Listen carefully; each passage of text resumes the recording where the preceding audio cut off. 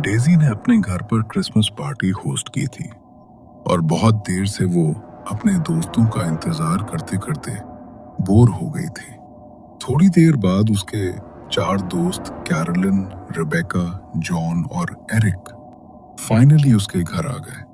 वो सब Christmas theme के अकॉर्डिंग ही तैयार होकर आए थे और अपने अपने हाथ में डेजी के लिए क्रिसमस गिफ्ट भी लेकर आए थे। सीरियसली गाइस, टाइम देखा है? पता भी है कितनी देर लगा दी तुम लोगों ने? अरे यार चिल्ला मत। तुझे तो पता है फेस्टिवल के टाइम ट्रैफिक का क्या हाल होता है। रेंगते हुए आए हैं हम लोग, और फिर तेरा फेवरेट केक लिए बिना कैसे आते? बेचारा एरिक 2 घंटे लाइन में लगा रहा सिर्फ इस केक के लिए। Oh, thank you so much Eric, so sweet of you. बस अब थैंक यू और इमोशन साइड में रखो। बोर हो रहे हैं यार, कुछ इंटरेस्टिंग करो। म्यूजिक लगाओ, थोड़ा डांस वांस हो जाए। हाँ, क्यों नहीं। एरिक, तुम म्यूजिक कनेक्ट करो, तब तक मैं किचन से तुम लोगों के लिए कुछ खाने को लाती हूँ। एरिक ने वॉल्यूम बढ़ाया और पार्टी का माहौल बनने लगा। डेजी किचन में चली गई। उसने ओवन से गर्मा गर्म पफ पेस्ट्री निकाली। खुशबू पूरे किचन में फैल गई थी। वो उन्हें प्लेट में लगा ही रही थी कि तभी है? इतनी रात को मेरे किचन की खिड़की कौन खटखटा रहा है? ये पड़ोस के बच्चे भी ना चैन से जीने नहीं देंगे। डेजी ने खिड़की से बाहर झांका, लेकिन वहां कोई नहीं था, सिर्फ गहरा अंधेरा। उसे लगा शायद वहम होगा, लेकिन तभी हद है यार, अभी बताती हूँ इनको, बहुत हो गया मजाक। डेजी ने गुस्से में खिड़की का लॉक खोला। बाहर देखा तो कोई भी नहीं था। ठंडी हवा का एक झोंका अंदर आया। डेजी के रोंगटे खड़े हो गए। अगर बाहर कोई नहीं है तो खटखटा कौन रहा था? वो घबराकर खिड़की बंद करने ही वाली थी कि अचानक अंधेरे में खिड़की के बिल्कुल पास उसे एक चेहरा दिखा। सांता क्लॉज के कपड़ों में एक आदमी जो उसे घूर रहा था। पलक झपकते ही वो चेहरा गायब हो गया। तभी डेजी की चीख सुनकर कैरोलिन भागते हुए किचन में आई। डेजी, क्या हुआ? तुम चिल्लाई क्यों? सब ठीक तो है? हाँ, मैं ठीक हूँ। वो बस तुम प्लीज ये खिड़की बंद कर दो, जल्दी। मैं पेस्ट्री लेकर बाहर चलती हूँ। Okay, relax. कैरोलिन ने खिड़की अच्छे से लॉक कर दी और दोनों ड्राइंग रूम में आ गई। अभी सब सोफे पर बैठे ही थे और माहौल थोड़ा नॉर्मल हुआ ही था कि वो आवाज सुनते ही डेजी के हाथ से प्लेट लगभग छूटते छूटते बची। उसका चेहरा सफेद पड़ गया। अरे क्या हो गया तुझे? भूत देख लिया क्या? दरवाजा ही तो नॉक हुआ है, इतना क्यों डर रही है? कुछ नहीं, वो अचानक आवाज आई तो मैं डर गई। जॉन, प्लीज एक बार पीप होल से देखो ना कौन है, प्लीज। मैं देखूं? कमाल है यार डेजी, तू भी ना।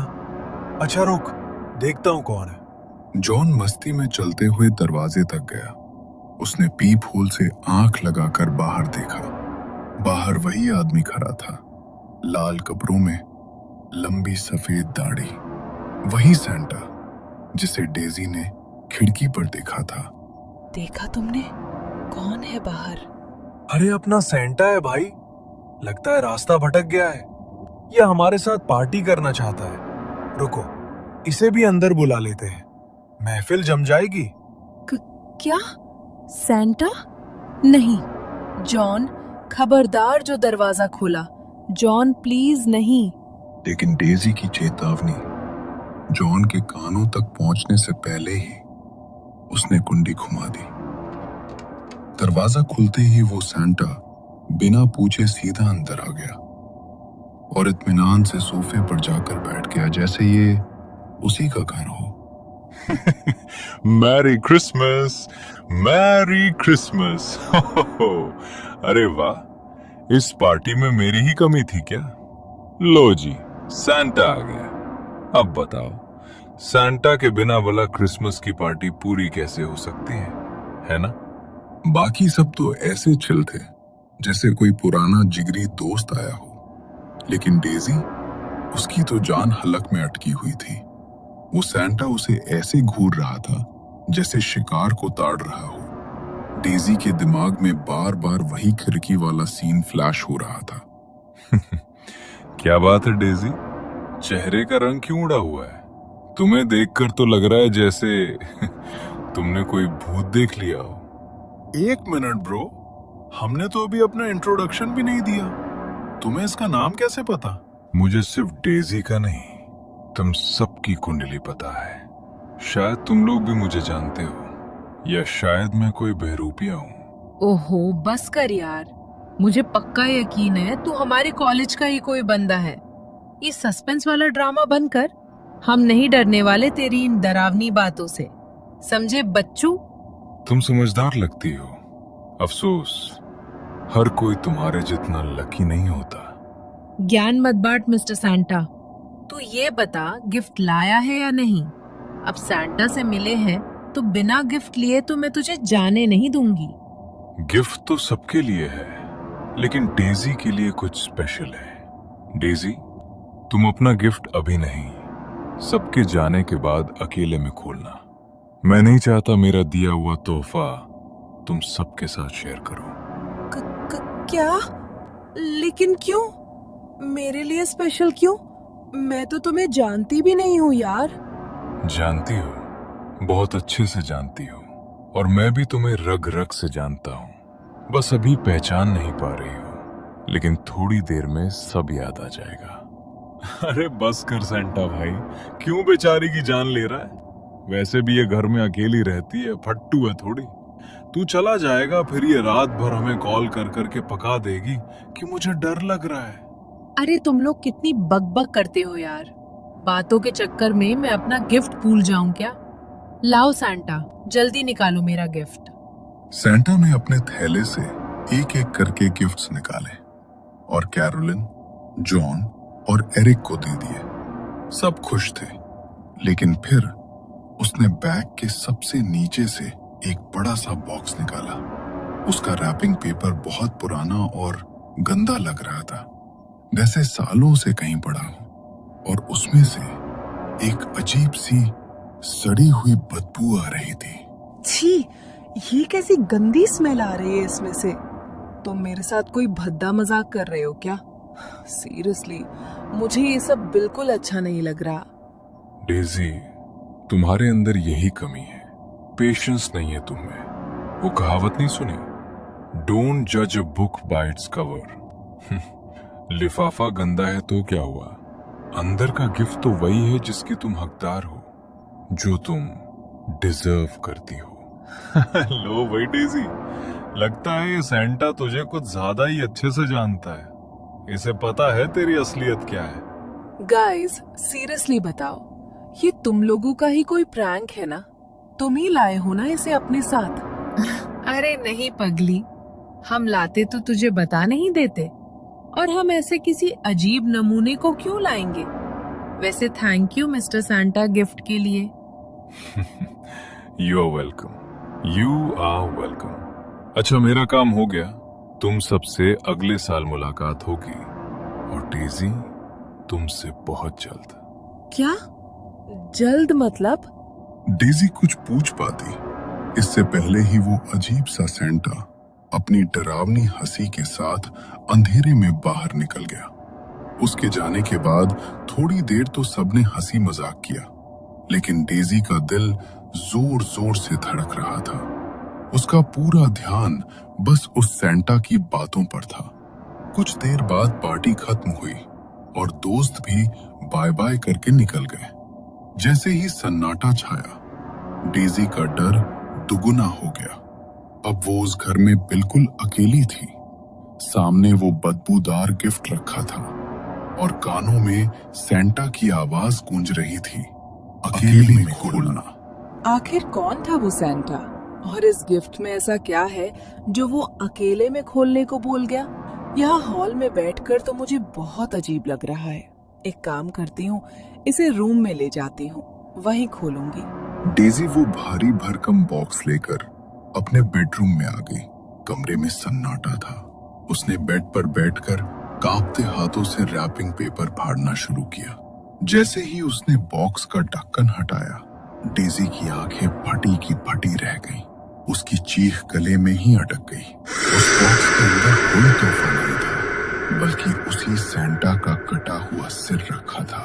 और सबसे डरावनी बात, उस कटे हुए सिर के चेहरे पर अभी भी वही शैतानी मुस्कान थी।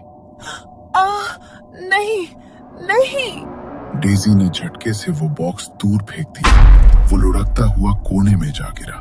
डेजी डर के मारे बेड पर पीछे खिसकी और खुद को चादर में छिपा लिया। उसका पूरा शरीर पसीने से भीग चुका था। तभी ये क्या हो रहा है मेरे साथ? मैं पक्का कोई बुरा सपना देख रही हूँ। प्लीज भगवान, ये सपना हो, बस नींद खुल जाए मेरी।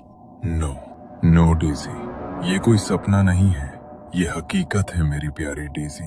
मैंने कहा था ना, गिफ्ट में तुम्हें वही मिलेगा जो तुम डिजर्व करती हो। अचानक खिड़की का कांच चकनाचूर होकर फर्श पर बिखर गया। एक तेज चुभने वाली सीटी जैसी आवाज डेजी के कानों में गूंजने लगी, जैसे उसके कान फट जाएंगे। उसने दर्द से कान बंद कर लिए। तभी उसे महसूस हुआ कि कमरे का तापमान गिर गया है और वहां कोई और भी है। डेजी ने डरते डरते आंखें खोली। सामने वही सेंटा खड़ा था, गर्दन अजीब तरह से टेढ़ी किए हुए, और वो उसे देखकर भयानक तरीके से हंस रहा था। डेजी अपनी जान बचाने के लिए पीछे खिसकी, लेकिन सेंटा धीरे धीरे आगे बढ़ रहा था। तभी डेजी का हाथ साइड टेबल पर लगा और वहां रखी एक फोटो फ्रेम गिरकर टूट गई। डेजी की नजर टूटी हुई तस्वीर पर पड़ी। वो उसके बड़े भाई की तस्वीर थी। भैया? बिल्कुल सही पहचाना, तेरा सौतेला बड़ा भैया। वैसे सच में पहचान लिया या फोटो गिरने से याद आई मेरी? क्या तुम मेरे भैया नहीं हो सकते? भैया की मौत तो 1 साल पहले हो चुकी है। तुम झूठ बोल रहे हो। मैं पुलिस को बुलाऊंगी। दूर रहो मुझसे। अरे मेरी प्यारी सौतेली बहन, लगता है बड़ा अफसोस है तुम्हें मेरी मौत का, लेकिन शायद तुम एक छोटी सी बात भूल रही हो डेजी। मुझे मारने वाला कोई और नहीं, तुम ही थी। याददाश्त कमजोर हो गई है क्या? या याद दिलाऊं पिछले क्रिसमस की रात?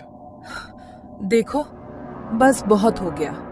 मैं नहीं जानती तुम क्या बकवास कर रहे हो। मैं अपने भाई को क्यों मारूंगी? मैं बहुत प्यार करती थी उनसे। झूठ, प्यार नहीं, तुम्हें सिर्फ प्रॉपर्टी से प्यार था। तुम्हें मेरे हिस्से की दौलत चाहिए थी और मुझे रास्ते से हटाए बिना वो मुमकिन नहीं था। इसलिए तुमने मेरी गाड़ी के ब्रेक फेल करवा दिए। तुमने जानबूझकर मुझे उस पहाड़ी वाले रास्ते पर भेजा ताकि मेरा एक्सीडेंट हो जाए और मैं खाई में गिर जाऊं। और वही हुआ। मैं तड़प तड़प कर मर गया और तुम यहाँ मेरी प्रॉपर्टी पर ऐश कर रही हो। सेंटा की आंखें अब अंगारों की तरह लाल हो चुकी थी। अब मुझे अपनी प्यारी बहन की बहुत याद आ रही है डेजी। मैं वहां अकेला बोर हो गया हूं, इसलिए अब तुम मेरे साथ चलोगी। नहीं भैया, प्लीज मुझे माफ कर दो।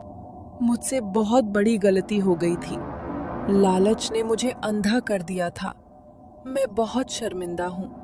भैया प्लीज मुझे मत मारो, मुझे छोड़ दो। देखो तो जरा, कितनी मासूम लग रही हो तुम। लेकिन डेजी, जितनी अच्छी तुम हो उतना अच्छा मैं नहीं बन पाऊंगा। मेरा इंसाफ मैं खुद करूंगा। अचानक पूरा कमरा हिलने लगा, जैसे भूकंप आ गया हो। चीजें हवा में उड़ने लगी। सेंटा ने अपने दोनों हाथ आगे बढ़ाए और डेजी की गर्दन पकड़ ली। भैया। सेंटा की पकड़ लोहे जैसी मजबूत थी। डेजी के पैर हवा में झूलने लगे। उसका चेहरा नीला पड़ने लगा। आंखें बाहर को उठाए, वो बचने के लिए हाथ पैर मारती रही, लेकिन उस अदृश्य ताकत के आगे वो बेबस थी। कुछ ही पलों में सब शांत हो गया। डेजी का बेजान शरीर जमीन पर धड़ाम से गिर पड़ा। कमरे में अब गहरा सन्नाटा था। पिछले साल इसी रात उसने लालच के लिए अपने सौतेले भाई का खून बहाया था, और आज ठीक 1 साल बाद उसी भाई ने अपना हिसाब चुकता कर लिया। बदला पूरा हुआ, और शायद अब उस भटकती हुई आत्मा को हमेशा के लिए शांति मिल गई थी।